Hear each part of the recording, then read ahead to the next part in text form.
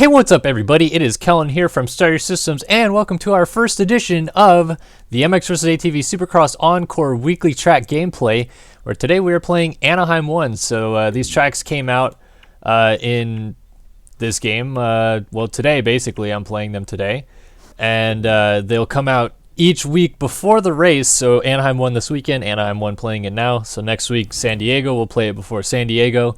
Hopefully they come out on time, because this week it was actually a day late. And it's available in Steam to like buy the just package for the season for, I think it's actually 10% off right now. So it's $17.99 or something like that. But it's supposed to be $20.99, or not $20.99, $19.99, so $20. And then you just get all the tracks for the season. So I mean, it's not the worst deal. It's like $3 or like less than $2 a track, I think, almost $1 a track basically. So it's not too bad. If you get it on sale, it basically is $1 a track, I guess. And I have played this track already, so I kind of know what to expect. And it's pretty interesting. I like how it's built. Obviously, it's just a Supercross layout inside of a stadium that doesn't exist. This actually looks a lot like Chase Field, which is in Arizona. They don't go there anymore. They go to the University of Phoenix Stadium in Glendale now when they go to Phoenix. But this like particular stadium looks a lot, I'm sorry, like Chase Field. So it's not in Angel Stadium or anything special like that, but it's still inside of a baseball stadium, which Angel Stadium is. And yeah. So I'm going to try to make it look okay to play this track, because honestly I'm always just really rusty whenever I pick this game up. So you'll have to forgive my lack of playing ability. More or less I'm just doing this video so I can show off the track week to week. So you guys can make your informed decision on whether you want to purchase this or not. I think it's really cool in general that we get to have these tracks in the game.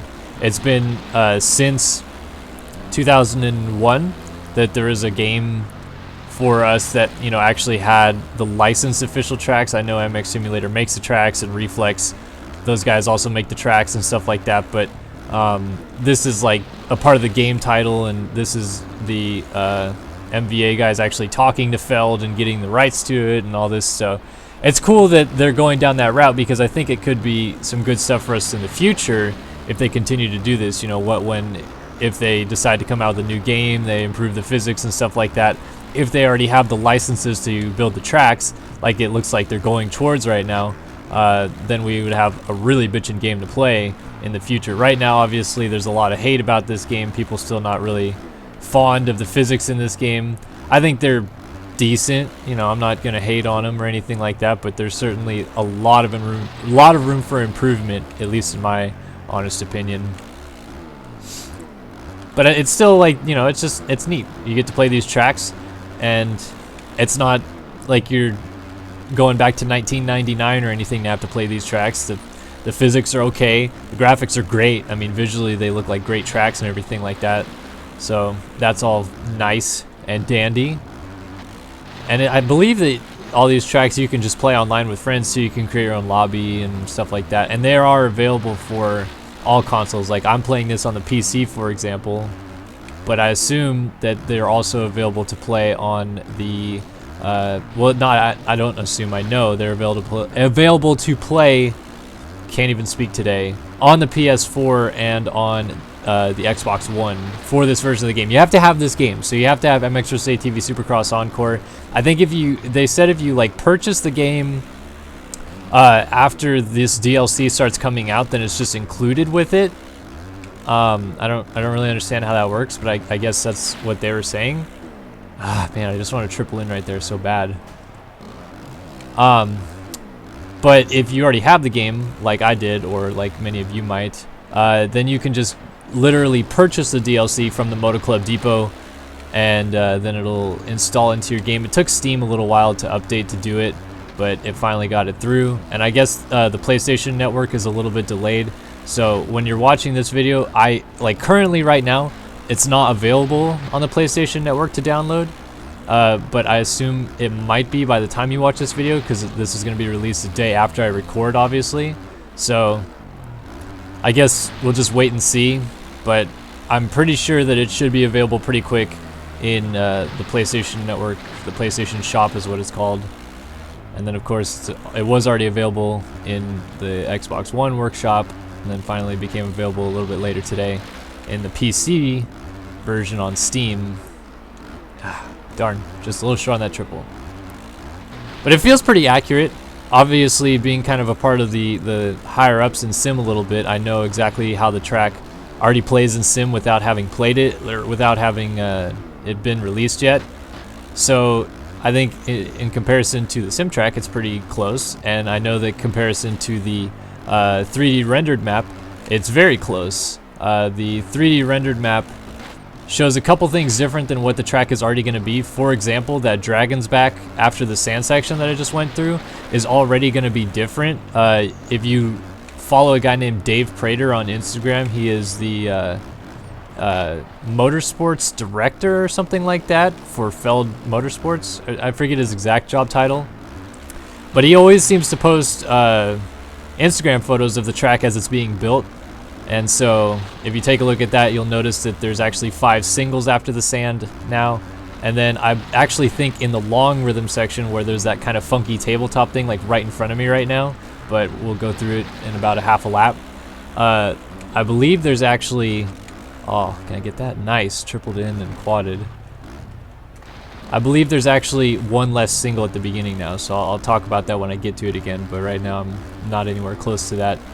This track actually reminds me a lot of, layout-wise, Anaheim 1 2009. At least the first couple sections, like once it goes through the sand section over here, it changes, but the first like bits of that is like 2009 A1 to a T almost. That year that Reed and Stu came together in the whoops, and Josh Grant won his first and to date only main event.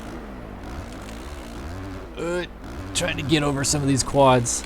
So it's this rhythm section coming up right here that I was talking about. You turn out of this, and then I think it's going to be like a triple, and then like you can triple over this thing because there's one less single in there, and then I think there's one more single on the way out the other way. So you'll see what I'm talking about when you watch the race on Saturday night, which, by the way, I will be at. If you guys are going to Anaheim 1 this year, I'll be up there and be tweeting and stuff during the day about what's going on and what I'm looking at and what I'm doing, basically. And I always love to meet and greet with anybody that's a fan of the channel or a fan of motocross gaming or anything in general and have a chit chat. So if you're around, feel free to look, see where I am and meet up if you want. I'm excited for Anaheim 1 for sure. This is like the time of the year for like moto fans. Like this is where like finally all the waiting's over, finally all the pictures of the tracks are coming in, everybody's got their new team stuff set up, we know exactly what's going to happen going into it and all this stuff like that. So it's just awesome. It is a little bit of a bummer. We already lost kind of one rider to injury, as Justin Barcia injured his wrist and I believe is expected to be out for in the ballpark of 3 or 4 rounds, but he's already been replaced by Jake Weimer. So Weimer riding for JGR Suzuki now.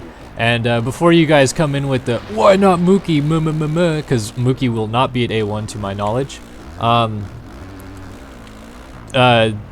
You may have remembered that Jake Weimer rode all of last year on RCH Suzuki, and then RCH allowed him to continue riding the Suzuki that he'd been practicing on just to, I don't know, like stay in shape or keep, you know, up to date with the bike and stuff like that, if a fill-in ride was available for him on RCH, because now they have Bogle and Tickle.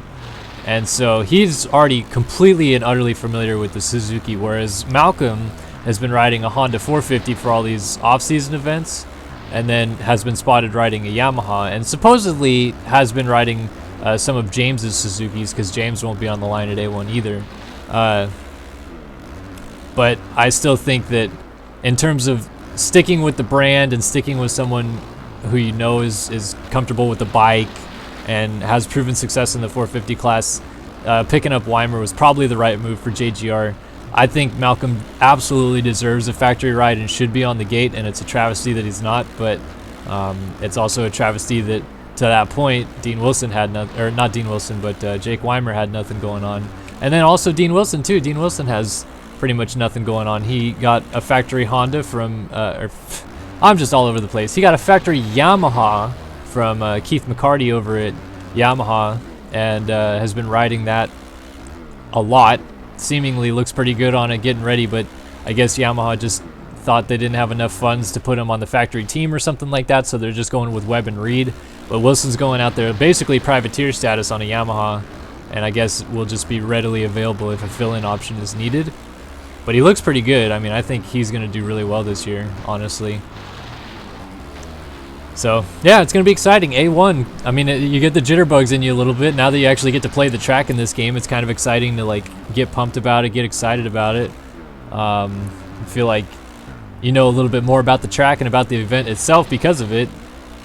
So, kudos to MX vs ATV Supercross Encore for coming together and putting these tracks out, making something fun for us to play. I know some people will probably complain about the price tag or something like that, but I don't know.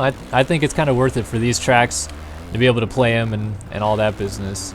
So I hope this track or this video actually showed off the track well enough. If you have any suggestions, because this is the first one that we're doing, for the future of what I should do, what I should try different, if I should try some bigger different lines or anything like that, feel free to let me know in the comments below. I always love to try to make adjustments to the videos to cater what you guys like to see a little bit more, because going into this I didn't really know what to expect. I'm going to try a different line here just to see.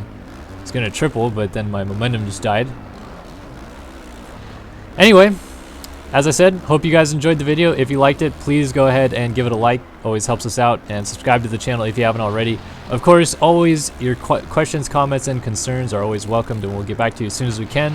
Thanks for watching another video here on Start Your Systems, and we'll see you guys in the next episode.